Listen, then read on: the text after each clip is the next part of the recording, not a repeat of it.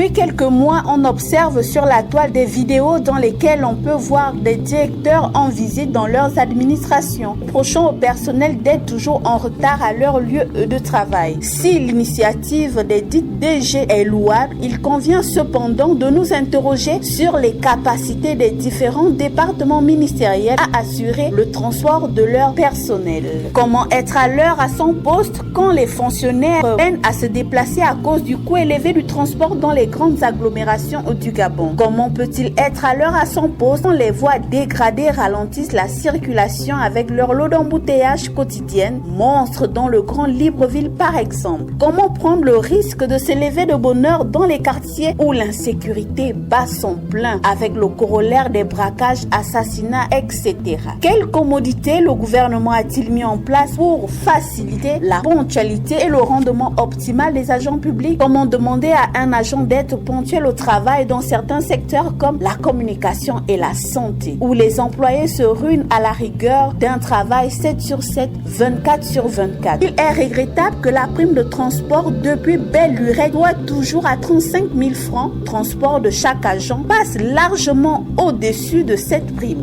L'essor vers la félicité ne passe-t-il pas préalablement par une amélioration significative des conditions de travail de ceux qui œuvrent pour le développement de l'État? Comment peut-on prétendre à la félicité quand les conditions permettant d'y parvenir ne sont pas réunies? À l'évidence, exiger des agents qu'ils soient à l'heure sans mesure d'accompagnement en amont, c'est comme mettre la charrue avant les bœufs. Et quelle que soit la rigueur des directeurs généraux et autres responsables administratifs, cette mesure souffrira d'un défaut d'application si elle n'intègre pas les difficultés quotidiennes des employés de l'État. Depuis Radio Montji Port-Gentil, Lise Ondor Oyan pour Radio Gabon.